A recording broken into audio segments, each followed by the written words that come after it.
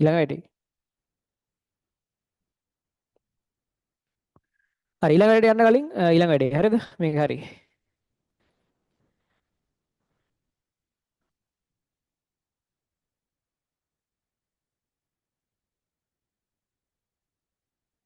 හරි.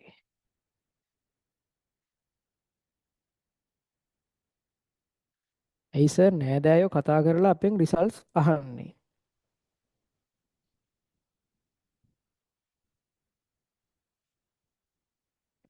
ඒ කියන්නේ නිකන් මේකයි.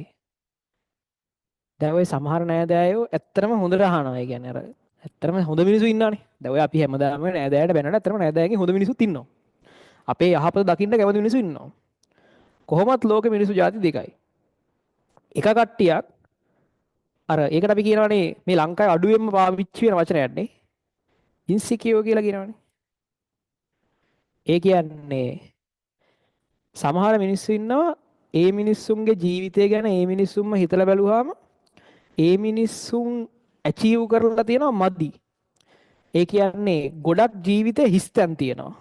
හරියට ඉගෙනගෙන නැහැ. හරියට වත්කමක් උපයාගෙන නැහැ. නැත්තම් කවුරු හරි කෙනෙක්ට සාපේක්ෂව තමන් දකින්නේ හරි පල්ලෙහා හිස්තැන් තියෙනවා. වැරද්දක් තියෙනවා. අඩුපාඩුවක් තියෙනවා. ගොඩක් ලොකු අඩුපාඩුවක්.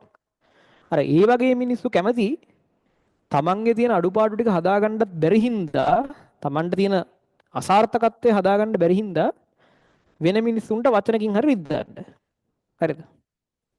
වෙන මිනිස්සුන්ට වචනකින් හරි රිද්දන්න කැමතියි. කියන්නේ මොකක් හරි ඒකනේ ඔය දැන් ඔය සෝෂල් මීඩියා වල එහෙම එක එක මිනිස්සු බයිනවා මොකක් හරි දැක්කොත් බයින්නේ. ඒ බයින්නේ මේ ස්ටේට් එකට ආපු මිනිස්සු.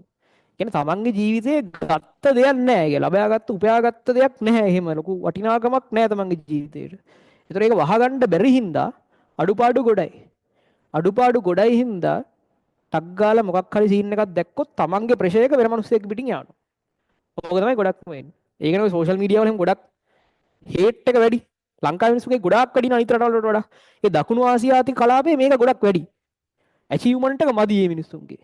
මේ මිනිස්සු ටක් ගාලා රට වටේට බයිනවා. මොකක් හරි සිද්ධියක් ආගෙන දැක්කොත් දැන් බාන්න පිරිමි ළමෙක් ගෑල් ළමෙක් කතා කර කර හිටියොත් මොකක් හරි නිකන් සාමාන්‍යයෙන් කතා කරගෙන හිටියොත් ඒකට කලින්ම කේස් එකක් අදින්නේ අර කිසිම අධ්‍යාපනයක් නැතුව අවුරුදු 14න් 15න් පැනලා ගිහිල්ලා අවුරුදු 40ක් 50ක් ගියපු මිනිස්සුනේ. අර එහෙමනේ. يعني තමන්ගේ ජීවිතේ ලොකු අඩුපාඩුවක් තියෙනවා. ඒකට කවුරු හරි අත තියන්න කලින් ටක් ගාලා වෙන එකට කෙල්ල අරින්න තමයි බලන්නේ. ඒ වගේ. එතකොට සමහර වෙලාවට දැන් ඔය එක සැරයක් ඔයාලා දකින්නදී මේ දවස්වල අර ගෲප් එක ළමෙක් ප්‍රශ්නයකට අහලා තිබ්බා. දැන් සමහර වෙලාවට තව දැන් සමහර ළමයි ඉන්නවා ෂයි ස්කිප් කරලා ඉන්නවා. ෂයි ස්කිප් කරලා ඉන්නවා. ඒතර ඒක එක සමහරවිට තව ෂයි එකක් කරන්න බයයි. තමන්ගේ ආසාව තියෙන අවශ්‍යතාවය තියෙනවා මහන්සි වෙන්න කැමති කරන්න බයයි. මොකද ප්‍රෙෂර් එක වැඩි වටෙන් පිටෙන් හැමෝම අහනවා. දැන් දැන් කැම්පස් යන්නේ නැද්ද? වටේ පිටේ මිනිස්සු අහනවා කැම්පස් යන්නේ නැද්ද? කෝ තාම උත්තනද කියලා අහනවා. ගොඩක් මේ වටේ පිටේ මිනිස්සුගේ ප්‍රෙෂර් එක වැඩි. එතකොට අපිටම හිතෙනවා අපි දැන් මාර පරක්කුයි අපේ ජීවිතේ අපි ගෙවන්න මාර පරක්කුයි ප්‍රෙෂර් එක හොඳටම වැඩි කියලා ඒ ළමයා ඒ සමහරට ඒ ගන්න තියෙන හොඳම තීරණේ ගන්නේ නැතුව නිකයි. හරිද? ඉතින් අර ඒ වගේ තත්ත්වයක් ගොඩනගන්නේ මේ ඉන්සිකියුර් මිනිස්සු. මං කියන්නේ මේ ජීවත් වෙන මිනිස්සුන්ට ටයිම් ලයින් එකක් නැහැ. කවුරුවත් මොන වගේ කාලෙකදී කරලා තිබ්බට ඔයා එක් කරලා තියෙන්න ඕනේ නැහැ ඒ කාලෙදී. ඒක මිනිසුන්ගේ බාහිර පරිසරය වෙනස්නේ. තමන්ගේ සිද්ධි වෙනස්නේ. මිනිස්සු දෙන්නෙක් ගත්තාම අපිට ඒක සංසන්දනය කරන්න බෑනේ. ඒ නිසා ඔයාගේ ටයිම් ලයින් එක ගැන ඔයා ඇත්තට ප්‍රෙෂර් වෙන්න එපා. ඔයා ෆස්ට් ෂයිද, සෙකන්ඩ් ෂයිද, තර්ඩ් ෂයිද ඔයාගේ ජීවිතේට ඔයා ලබාගෙන තියෙන දේවල් අනිත් කට්ටියට සාපේක්ෂව කොහොමද කියන එක එච්චර හිතන්න යන්න එපා. ඔයාගේ ගමන යන්න. බලින මිනිසුන්ට බයින්ද දෙන්න. ඒ කියන මිනිසුන්ට කියන්න දෙන්න. ඒගොල්ලෝ ටික කාලයක් කියලා ඒගොල්ලෝ ඒක අතහැරලා දානවා. මොකද ඒගොල්ලෝ බනින්නේ අපේ වැරද්දකට නෙමෙයි. අපිට ඒගොල්ලෝ බනින්නේ ඒගොල්ලන්ගේ තියෙන වැරද්දකට කියන එක තේරුම් ගන්න. ඒ නිසා මේ ටයිම් ලයින් ගැන වැඩි කලබල වෙන්න එපා. මම මේ ගොඩක් කියන තර්ඩ් ෂයි ළමයින්ට. තර්ඩ් ෂයි ළමයි මගෙන් හැමදාම අහනවා. ඒ කියන්නේ මේක කරලා මට කරගන්න බැරි වුණොත් මොනවා වෙයිද? ඒක ලොකු ප්‍රෙෂර් එකක් ගොඩනංවල තියෙන ඒගොල්ලෝ වටේට. ඒක ගැන හිතන්න එපා. ඒ ගොඩනංවන්නේ මෙහෙම මිනිස්සු විසින්. ඔයා ඒකේ ලනුව කන්න එපා. ඔයාගේ ටයිම් ලයින් එකට ඔයා වැඩ කරන්න. සමහර මිනිස්සු අවුරුදු 17න් කැම්පස් යනවා. ඔය ඉන්ටර්නැෂනල් මොකද මේ O level කලින් කරලා A level කලින් කරලා 17න් කැම්පස් යනවා. අපේ දැන් කලින් අවුරුද්දක ළමයෙක් හිටියා 17න් තමයි මෙඩිකල් ෆැකල්ටි ගියේ. එහෙම ළමයිනුත් ඉන්නවා. සමහරව 26න් මෙඩිකල් ෆැකල්ටි යනවා. ශයි දෙක තුනක් ස්කිප් කරලා අරවා මේවා කරලා එහෙම යනවා. ඉතින් මේ මිනිස්සුන්ගේ ජීවිතය එතනින් කියන්නේ එතනින් සංසන්දනය කරන්න බෑ. ඒක ප්‍රශ්නයක් කරගන්න එපා. ඒක ගැටලුවක් කරගන්න එපා. අනිත් මිනිස්සුන්ගේ ලනු තමන් කන්න එපා. අනිත් මිනිස්සුන්ගේ ප්‍රෙෂර් එක තමන්ගේ පිටින් දාගන්න එපා. තමන්ගේ ජීවිතේ හරියට ගෙවන්න. අර මේ මේකේ සම්බන්ධ ලස්සන කතන්දරයක් මම ළඟදී දැක්කා. ඒ කියන්නේ දැන් ඔය සමහරලාට නිකමට කියන්නේ අර නිකන් මේ දවස්වල සෝෂල් මීඩියා කියන්නේ සෝෂල් මීඩියා නෙමෙයි. මේ දවස්වල නිකන් ඔය සමහරලාට මේ දවස්වල නෙමෙයි බහුතරයක් ළමයිට තියෙන ප්‍රශ්නයක් තමයි නිකන් සාමාන්‍යයෙන් ඉන්නකොට දුකයි. නිකන් දුක හිතෙනවා. කියන්නේ තමන් ගැන අවුලකින් ඉන්නේ තමන්. කියන්න හේතුවක් තේරෙන්නේ නැහැ මහා දුකක් තියෙනවා. එහෙම සීන් එකක් වෙලා නැද්ද කවදාවත්? අර කියන්න හේතුවක් තේරෙන්නේ නැහැ දුකයි. අවුල්. කියන්න හේතුවක් තේරෙන්නේ නැහැ අවුල්. එහෙම එකක් තියෙනවා. ඒක ඒ කියන්න හේතුවක් තේරෙන්නේ නැහැ අවුල් කියන එක මාර ලොකු කතන්දරයක්. හරිද? ඒක යට මාර සිද්ධියක් තියෙනවා. ඒක පට්ට ලොකු කතන්දරයක්. කියන්න හේතුවක් තේරෙන්නේ නැහැ අවුල් කියන එක. ඒක ඇතුලේ තියෙන්නේ මෙන්න මෙහෙම සීන් එකක්. හරිද? අපිට තේරෙන්නේ නැහැ ඇයි අපි අවුලෙන් ඉන්නේ කියලා. හැබැයි අපි අවුලෙන් ඉන්නේ. ඒක ඇතුලේ මාර කතන්දරයක් තියෙනවා. ඒක අර මිනිස්සුන්ගේ කෝ එක ඇතුළටම ගිහිල්ලා හිතන්න ඕන එකක්. මිනිස්සු කියන જાතිය, ඒ කියන්නේ මේකේ කතන්දරේ මෙහෙමයි. මම මේක ගැන හොයලත් බැලුවා. හරිද? මිනිස්සු කියන જાතිය කොහොමත් කැමති අපි කොච්චර කිව්වත් අපි හැම වෙලාවෙම උත්සාහ කරනවා සංසන්දනය කරන්න. අපි කොච්චර වුණත් එහා පැත්තකත් එක්ක අපිව සංසන්දනය කරනවා. මොකක් හරි ශේෂ්ත්‍රයකින් සංසන්දනය කරනවා. සමහර වෙලාවට පන්තියේ දෙවනියා දුකින්, කියන්නේ පන්තියේ දෙවනියා සංසන්දනය කරලා උට පළවෙනියා වෙන්න බැරි වීම මත. ඊට පස්සේ මොකක් හරි දෙයකින් සමහරට දැන් හිතන්නකෝ සින්දු කියන්න පුළුවන් සෙට් එකක් ඉන්නවා. හොඳටම සින්දු කියන්න පුළුවන් එකත් එක්ක අනිත් එක සංසන්දනය කරනවා. ඒ මිනිස්සු කියන එකාගේ නැචරලිම ලක්ෂණයක් තමයි වටේ ඉන්න එක තමන්ව සංසන්දනය කිරීම. ඒක වළක්වන්න බෑ. ඒක නෙමෙයි මෙතන තියෙන ප්‍රශ්නේ.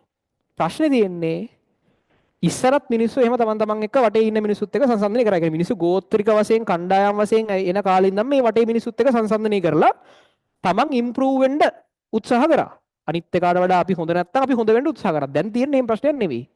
දැන් තියෙන ප්‍රශ්නේ මේක මේ හින රිසර්ච් එකක් කරලා හොයාගත්ත එකක්ලු. දැන් සෝෂල් මීඩියා වල අපි ඉන්නවනේ. සෝෂල් මීඩියා වල අපි ඉන්නකොට දැන් ඉතින්කො TikTok හරි Facebook හරි Instagram හරි YouTube මොකක් හරි WhatsApp හරි මොකක් හරි අපි හැම වෙලාවෙම දකිනවනේ මේක මේ දීර්ඝකාලීන ප්‍රොසෙස් එකක්. හරිද? අපි හැම වෙලාවෙම දකිනවනේ පෝස්ට් මොකක් හරි දකිනවනේ Instagram හරි මම පෝස්ට් දකිනවනේ. ඒ අපි දකින්නේ දැන් හිතන්නකෝ ඔයාගේ යාළුවෝ 100ක් ඉන්නවා Instagram. ඒ යාළුවෝ 100ගෙම පෝස්ට් අපි දකිනවා. කවුරුවත් Instagram හරි social media හරි පෝස්ට් එකක් දාන්නේ නැහනේ. තමන්ගේ ජීවිතේ අවුල් වෙලාවක් හැම එකම දමන්නේ තමන්ගේ ජීවිතේ තියෙන හොඳම වෙලාවනේ. ඒ කියන්නේ දැන් ඔයා පෝස්ට් එකක් දැම්මොත් එහෙම Facebook එකේ ඔයාගේ ජීවිතේ විශේෂ වැදගත් හොඳ වෙලාවක් ඔයා මොකක් හරි දිනපු වෙලාවක් නැත්තම් ඔයා මොකක් හරි මිලදී ගත්ත වෙලාවක් හරි දැන් හොඳ එකක් නෙදාන්නේ නරක එකක් දාන්නේ නැහැ නේද? ඇත්තටම අපි වෙඩින් එකකට ගිහිල්ලා ෆොටෝ ගහලා දැම්මත් ෆොටෝ 100ක් විතර ගහලා ඒකිනුත් හොඳම ෆොටෝ එකනේ දාන්නේ. ඒතර අපි මේ සෝෂල් මීඩියා පෝස්ට් කියන එක හැම එකම දාන්නේ තමන්ගේ ජීවිතේ හොඳම වෙලාවල්.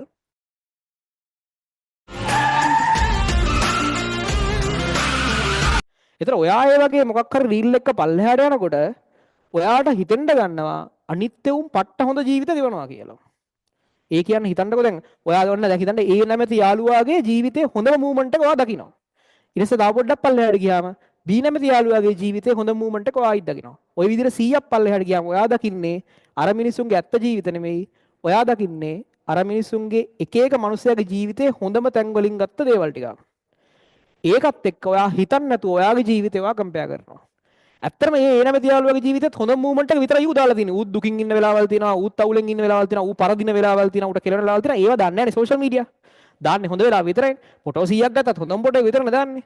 ඒ විදිහට ඒ යාළුවෝ හැමෝගෙම සියල්ලන්ගේ ජීවිතේ හොඳ මූවමන්ට් ඔයා දකිනවා. WhatsApp ස්ටේටස් එකක් බලනවා.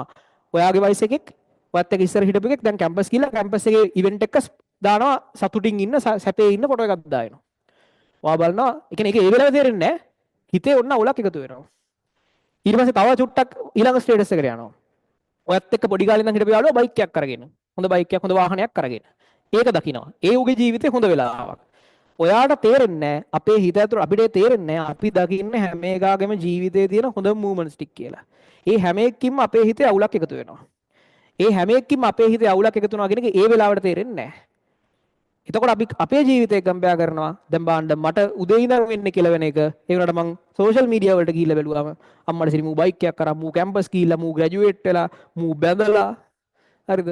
මොනවා හරි මගුල් ටිකක් අර එක එකාගේ ජීවිතේ තියෙන හොඳම ඇචීව්මන්ට්ස් ටිකක සාරාංශයක් ඔයාලට පේන්න ගන්නවා. ඔයාගේ ජීවිතේ ඒකත් එක්ක කම්පෙයාර් කරන්න පටන් ගන්නවා. එහෙම කම්පෙයාර් කරාට පස්සේ මොකද්ද වෙන්නේ? අනිවාර්යයෙන්ම ඉතුරු වෙන්නේ ඉතින් අවුලන්නේ. තව මිනිස්සෙක්ගේ ජීවිත ගොඩක හයිලයිට් ටිකක් එක්ක ඔයාගේ ජීවිතේ සාමාන්‍ය ජීවිතේ කම්පෙයාර් කරාම ඉතුරු වෙන්නේ අවුලන්නේ. ඔය අවුල කියන එක අපිට නොදැනීම කාලයත් එක්ක ටික ග්‍රෝ වෙනවා. ඕක ග්‍රෝ වෙලා අවුරුදු ගාණක් ගියාට සාමාන්‍යයෙන් අවුරුද්දක් දෙකක් යනකොට අපි ඉන්නේ හැම වෙලාවෙම අවුලකින්.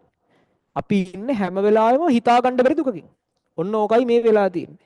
නිකන් එකපාරට හිතා ගන්න බැරි අවුලක් තේරෙනවා නම් ඔන්න ඕක තමයි ඕක ඇතුළේ තියෙන කතන්දරේ. ඒ කියන්නේ අපේ අර එකතු වෙච්ච කුණු ගොඩාක් තියෙනවා. අපි හිතන් ඉන්නවා. ඒ කියන්නේ අපිට ඒක නැචරලි තේරෙන්නේ නැහැ. අපි හැම වෙලාවෙම කම්පෙයාර් කරන්න බලගෙන ඉන්නේ. කියන්නේ ඇත්තටම ගත්තොත් සමහරට ඔය ඒකගේ ජීවිතේ ඔයාගේ ජීවිතේට අවුල්.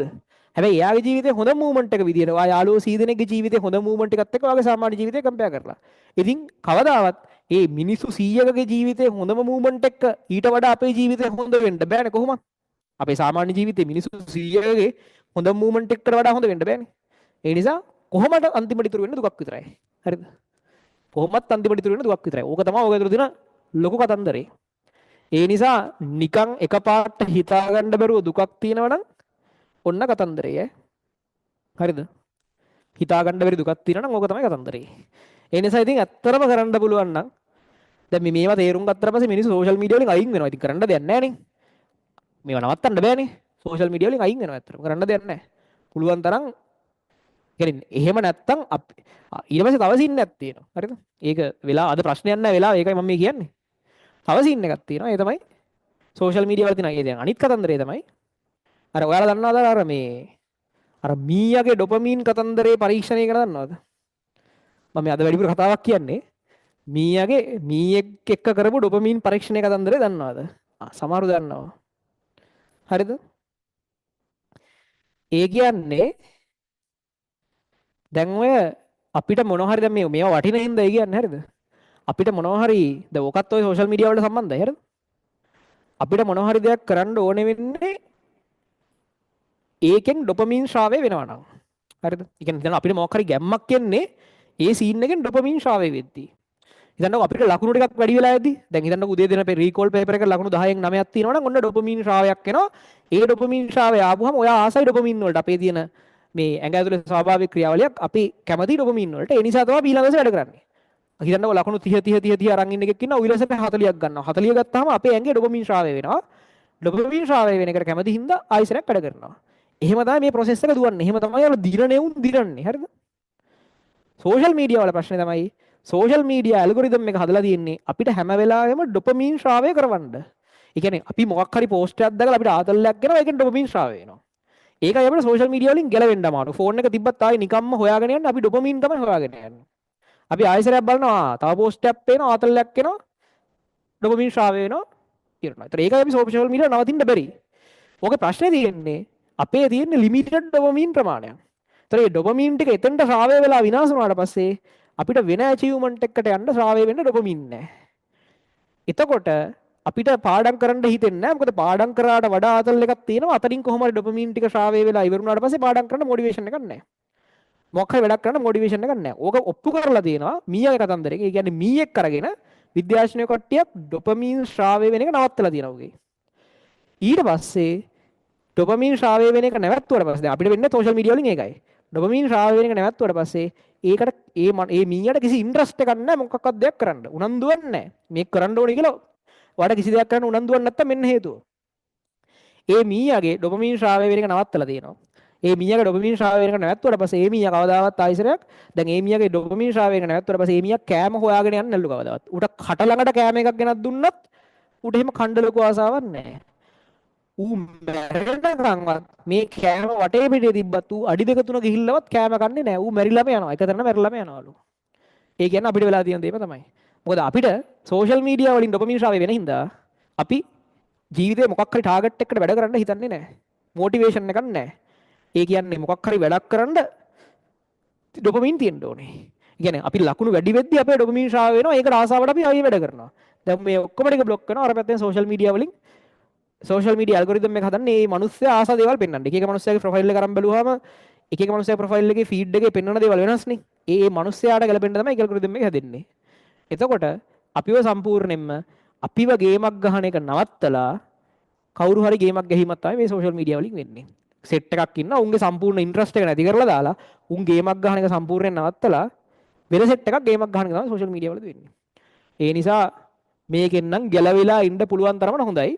දැන් මම කරන්නේ දැන් මම සෝෂල් මීඩියා වල නැත්තේ නෑ. මම කරන්නේ මගේ ෆීඩ් එක පුළුවන් තරම් හදාගෙන තියෙනවා පට්ට පොසිටිව් දේවල් වලින්. ඒකෙන් බැලන්ස් කරගත්තා. සම්පූර්ණයෙන් නැති වෙලා ඉන්න පුළුවන් නම් හොඳයි. නමුත් මං කරලා තියෙන්නේ මගේ ෆීඩ් මං යන්නේ කවම කරනවා ෆීඩ් එක හදා ගන්නවා පුළුවන් තරම් පොසිටිව් දේවල් වලින්. එතකොට සෑහෙන ෂේප්. මම මේ කියන්නේ ප්‍රශ්න කීපයකට උත්තර. නිකන් දුක හිතෙනවා නම් කිසි දෙයකට උනන්දුවක් නැත්තම් කිසි දෙයක් කරන්න ගැම්මක් නැත්තම් ඔන්න ඕවා තමයි ප්‍රශ්න. හරිද? ඕවා තමයි ප්‍රශ්න. හරි. ඊළඟට දැන්